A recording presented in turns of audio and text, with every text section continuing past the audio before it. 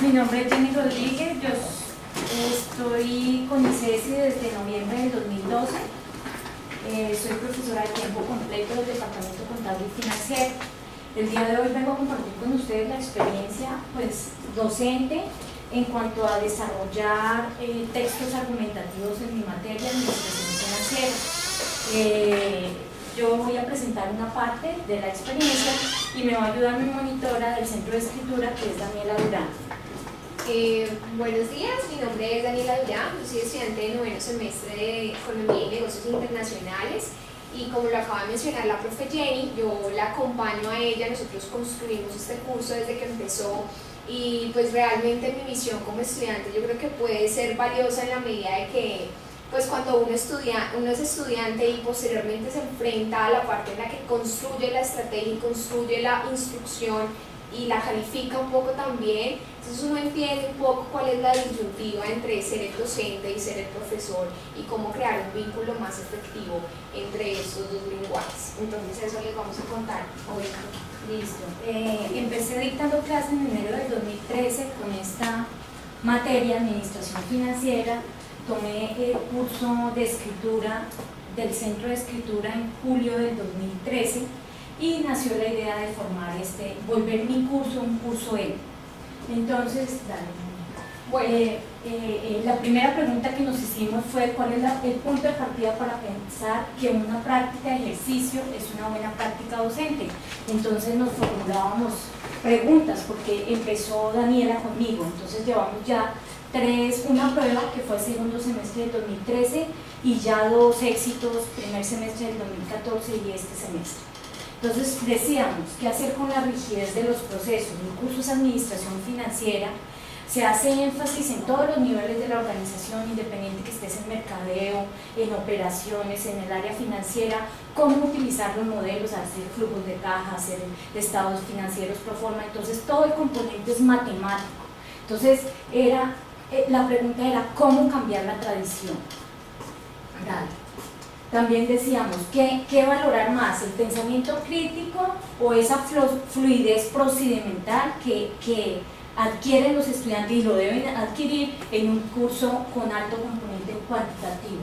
¿Cómo encontrar este enfoque diferente? Entonces decíamos con Daniela, ¿cómo construir este curso E? ¿Cuál sería la innovación pedagógica de este curso? ¿Cuáles habilidades y competencias son las que se deben buscar desarrollar en un curso como este? Entonces, finalmente planteamos cómo construir un curso integral. ¿Qué teníamos? Estaba yo, la docente, estaba mi tutora, y entre las dos, ¿quiénes estaban? Estaban los estudiantes de Administración Financiera y estaba el Centro de Escritura, que nos querían ayudar, los estudiantes ávidos de decir, bueno, ¿qué me tienen aquí? ¿Cuál es la innovación de esta docente? Y el Centro de Escritura con una necesidad ya latente y con ganas de ayudar. Entonces, como les dije, esta idea surgió en el segundo semestre del 2013. Nosotros contábamos con un estudiante ideal. Este era el estudiante que tenía pensamiento crítico, que tenía unos resultados financieros y una capacidad de argumentación. Y lo que queríamos era valorar que ese estudiante ideal valorara la escritura como un recurso difícil de administrar, que valorara la ética empresarial y que tuviera la capacidad de hacer una asociación de saberes. Todo lo que aprendió en los siguientes semestres con lo que está aprendiendo ahora y argumentar con ese pensamiento crítico que tiene desarrollado. Entonces decidimos hacer un caso de ética en administración financiera y hacer un análisis ético de una situación empresarial. Entonces, ¿por qué es importante hablar de ética en esta materia de administración financiera? Desafortunadamente en países como el nuestro presentamos muchísimos ejemplos de casos que no son éticos. Está el caso de Interbolsa, el comisionista de bolsa que quebró o casi quiebra pues a muchos,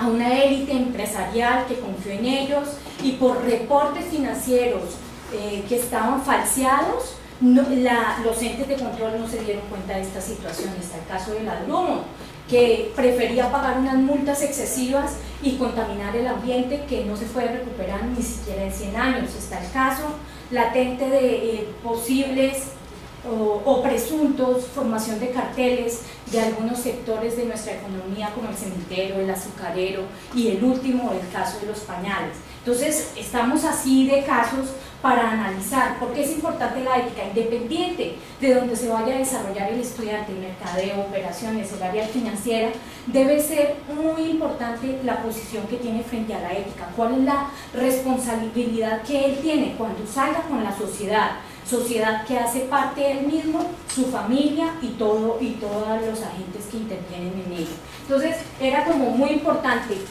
ligar esto con el desarrollo de la materia y el link era muy evidente. Continúo. Entonces, ¿qué teníamos o cómo fue la experiencia? Teníamos el centro de escritura que ya tenía pues identificado unas necesidades, quería desarrollar unas habilidades y competencias en comunicación escrita. Estábamos Daniela y yo, y lo que hicimos fue, teníamos un caso de ética, teníamos que hacer una construcción y una validación de una rúbrica de instrucciones, teníamos el acompañamiento del centro de escritura, necesitábamos hacer el diseño de una plantilla de calificación y necesitábamos además retroalimentar a este estudiante de qué era lo que estaba haciendo mal. Entonces, nuestra prueba piloto la desarrollamos segundo semestre del 2013, fue nefasta, los resultados fueron terribles, pero esto nos ayudó a mejorar. Entonces, a mejorar en cuanto a qué, en cuanto a desarrollar rúbrica de instrucciones, pedíamos 3 hojas, un texto argumentativo que no pasara más de 3 hojas y habíamos escrito 2. Entonces lo que hicimos para el primer semestre del 2014 fue escribir 8 hojas. El primer párrafo debe ser así, un texto argumentativo se define así, la ética se puede calificar un hecho si es ético o no, siguiendo unas perspectivas de un experto en la materia, Cook. Y en el año 91 él dijo que si usted contestaba estas preguntas, si son 4, si la acción es caprichosa, si está perjudicando a otras personas, si hay una posible acción que se pueda, alterna que se pueda desarrollar, si usted da respuesta a esas preguntas con un sí o un no, usted puede llegar a concluir si la acción fue ética o no. Entonces escribimos 8 páginas para que el estudiante produjera 3. Entonces, o sea, ahí ya era en forma y en fondo, ahí ya no había pierde. Y segundo, se le entrega al estudiante en la mano, o sea, de tal forma que no pueda ser que cuando me entreguen, esto no cumple con nada que decía la rúbrica. Entonces, cuando debían entregar el trabajo, me devuelven la rúbrica y el trabajo. O sea, de tal forma que ellos sean conscientes que esto es lo que acompaña a lo que es al producto. Porque pasaba, y nos pasó en el de piloto, pues que el formato era totalmente diferente y yo nunca encontré la rúbrica. O sea, esto tenía rúbrica, pero así, como si esto nunca hubiesen ido a clase. Listo, continúo. Entonces, ¿qué objetivos teníamos ligados a la experiencia? Vincular a los estudiantes a un escenario coherente con habilidades que serán evaluadas en un escenario real, e incentivar la capacidad de pensamiento crítico a través de la construcción de este texto argumentativo. ¿Qué se esperaba? Que los participantes integren sus competencias de búsqueda de información y síntesis con sus habilidades de planeación, esquematización y argumentación escrita. Permiso. Sí, señor. Buenos días para todos. Buenos días.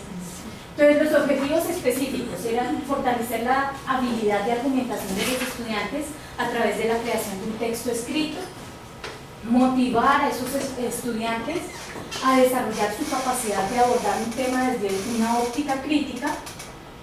Continúa.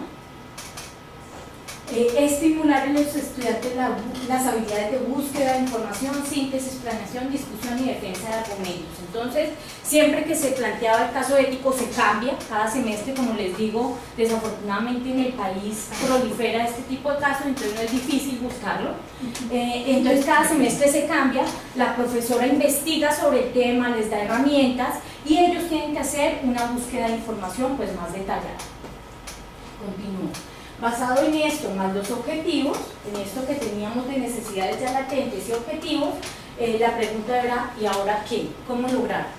Entonces, ¿cómo se ha logrado? Primero, construcción de una rúbrica que ha sido de manera incremental, se ha ido mejorando, sesiones de acompañamiento, en esto nos ayuda el Centro de Escritura, diseño de una herramienta de calificación, de tal forma que ahí en la rúbrica, la última página, contiene cómo se va a evaluar, qué se le evalúa al texto en forma y en fondo. Entonces, con esto se traducen resultados cuantitativos a valoraciones cualitativas.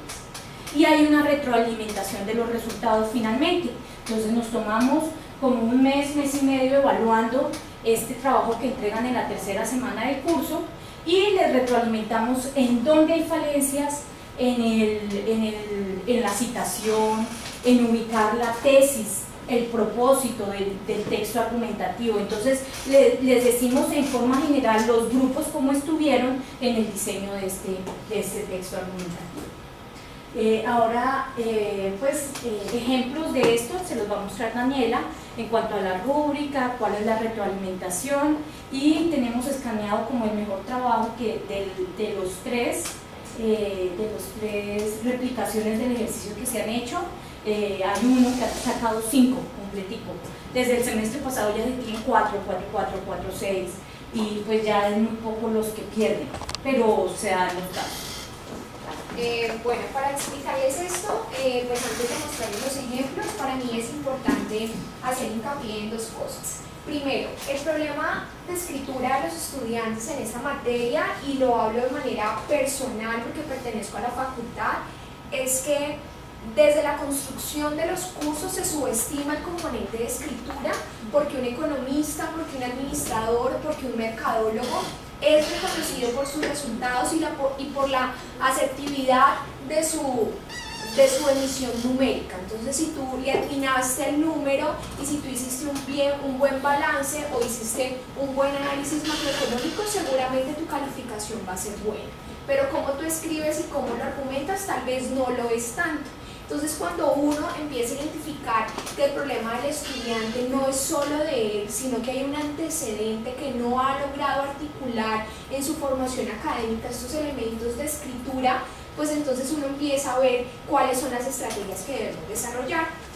Las rúbricas es muy parecida a la que nos enseñaron ustedes, en cuanto a que al final tenemos usted qué tiene que hacer para sacar de 4 a 5, es decir, una excelente nota, y en diferentes componentes, es decir, en lenguaje, en sustentación de tesis, todo eso lo tenemos. Ahora, lo que me gustaría mostrarles es esta segunda. Entonces les voy a mostrar el esquema de evaluación que tenemos. Esto, yo personalmente voy a los salones porque este trabajo a veces le genera a uno mucha frustración, y es que las personas piensan que esto es muy sencillo, y realmente es muy fácil, es un trabajo sencillo, pero el problema es que cuando tú subvaloras cualquier cosa, pues esa cosa se va a volver difícil. Entonces, cuando ellos ven su retroalimentación, primero dejan de pensar que la monitora y la profesora somos unas villanas y les vamos a poner 1 en todo. No, entonces entienden que detrás de esto hay un trabajo. Seguramente van a haber herramientas más sofisticadas para tratar de mostrarles esto, pero desde esta realidad, y también para que sea, digamos, comprensible para los estudiantes, lo que nosotros hacemos es compilar sus resultados y extrañarnos y ponernos un poco más contentas por algunas evoluciones. Entonces, por ejemplo, los estudiantes tienen un grave problema en identificar el tema del texto. O sea, ellos hablan, digamos, del caso de los carteles de los pañales, pero ellos no pueden sintetizar en una frase, en un párrafo, adecuadamente cuál es el tema del texto. Y eso es muy grave porque el lector dice: yo implícitamente sé que aquí van a hablar del cartel de los pañales, pero es que me encuentro con un autor que me empieza hablando del tema central, que es el cartel de los pañales, y después me da un ejemplo, no sé, de la vida cotidiana relacionado con la falta de ética. Entonces ahí hay una falta de articulación dentro del discurso. Además de esto, a los estudiantes, algunos se les dificulta mucho identificar el propósito, y en cuanto a la forma, eso es algo que realmente a mí personalmente me parece que es la prueba más significativa de un estudiante lee o no lee una rúbrica. Entonces, cuando uno hace una instrucción muy rigurosa, seguramente te vas a encontrar con estudiantes, aunque sean pocos, que van a tomar esa instrucción de la misma manera, y eso es satisfactorio, y te vas a encontrar con otros que no lo leen, pero no importa, porque la rigurosidad con la que se realizó la instrucción soporta la calificación y la traducción cualitativa. Entonces, en forma calificamos cosas tan simples como interlineado, justificación de texto, tipo de letra, y realmente imprimimos una plantilla y lo hacemos y nos damos cuenta que hay estudiantes que no cumplen con un interlineado y con un texto justificado que lo hacen Word. Entonces eso, digamos que para nosotros, aunque suene simple, es importante evaluar. Ya en cuestiones más de forma, evaluamos oraciones y convenciones. Generalmente las personas no tienen mucho problema con la estructura del trabajo porque es algo que está implícito dentro de la rúbrica. Suelen tener más problemas aquí en cuanto a la citación y a la sustentación de tesis por los grupos de trabajo. En la citación, ¿por qué? En comunicación oral y escrita empiezan a enseñarles un montón de técnicas de citación, y eso yo lo viví como estudiante y lo viven todos mis pares que también lo son. Pero ¿qué pasa? A veces hay unas herramientas prácticas que deben soportar ese proceso. Entonces los estudiantes van al centro de escritura y dicen: yo me acuerdo que la norma APA era autor, apellido del autor, coma, nombre, punto. Entonces yo les digo: mira, hay una herramienta en Word súper fácil, pones todos los campos, te evitas escribir la bibliografía, y ellos dicen como que buenísimo. O te encuentras, por ejemplo, el que siguen citando Wikipedia o siguen citando, no sé, buenastareas.com, y es un curso de quinto semestre, sexto semestre para algunos. Y eso para nosotros, para mí, como futura economista y profesional de la universidad, es preocupante. Entonces por eso lo evaluamos de esta forma tan rigurosa, y así como ustedes ven, pues aquí tenemos, digamos, todo el seguimiento de los estudiantes. Bueno, entonces con todo esto que les hemos contado, ¿cuáles son esos problemas más importantes de los estudiantes? Y creo que la estructura de un curso. Primero, se subestima la tarea. Sí, yo pienso que los profesores deben darle valor a cualquier tarea, así sea un trabajo pequeño. El valor que un docente le da a la tarea es en gran medida responsable de cuánto el estudiante la valora. Entonces, hay que de parte y parte valorar mucho las tareas y hacerlo con la rigurosidad en las instrucciones. Hay algo importante que la verdad yo he identificado, y es que hay una desarticulación entre el aprendizaje. Sería buenísimo que todos los cursos de la universidad fueran curso E, y pienso que eso debería pasar. Porque si todos los cursos fuesen curso E, probablemente lo que les enseñan en CODE no se les va a olvidar tan rápido, o probablemente no va a ser el recuerdo muy lejano que van a tener cuando se enfrenten a ese tipo de textos. Seguramente lo que les estoy diciendo no sé si sea muy común para las personas de humanidades que suelen escribir más, pero yo lo que hago desde mi facultad y lo que hacemos con la profe es que también sea común en una persona que tiene como base una herramienta cuantitativa. Y lo último es, la expectativa y la realidad son cosas diferentes. Si un profesor dentro de su mente tiene una instrucción, sabe que es un ensayo, sabe que es una reseña, no asuman que el estudiante lo sabe, así tenga que saberlo. Simplemente 10 minutos de escribir qué es, eso es muy valioso. Seguramente va a evitar un proceso de cólera al ver un texto que no tiene nada que ver con lo que ustedes pidieron. Entonces, esos son como los tres principales problemas que nosotros hemos identificado, y finalmente, ¿qué les parece? Consideramos que esta experiencia es una buena práctica docente, primero porque Colombia, en los resultados que se nos han presentado, pues presentamos falla a los profesionales a la hora de escribir textos, en escritura y lectura de textos. Y adicional, es una muy buena práctica docente en la medida que ha seguido un proceso riguroso, un proceso en el cual hemos aprendido. Desafortunadamente para los primeros no fue algo exitoso, pero pues ya con el siguiente grupo del 2014 y con este ya hemos sacado productos mejores, productos que pueden ser publicables. Se está trabajando en una publicación del caso de ético de Interbolsa, porque es una situación que mucha gente no lo sabe, y que es bueno hablarlo en términos coloquiales, en términos que todo el mundo entienda qué fue lo que pasó, qué instrumentos financieros utilizaron estos comisionistas, por qué el de vigilancia y control nunca encontró evidencia que esto estaba pasando. Entonces es bueno escribir sobre este tipo de casos que ocurren y no solamente dejarle a revistas, aunque sea con alto componente técnico, que nos informen sobre este tipo de temas. Desde la academia se pueden abordar y pues hemos tratado de colocar, de incentivar a los estudiantes y creo que están lográndolo con los resultados que estamos viendo. Muchas gracias.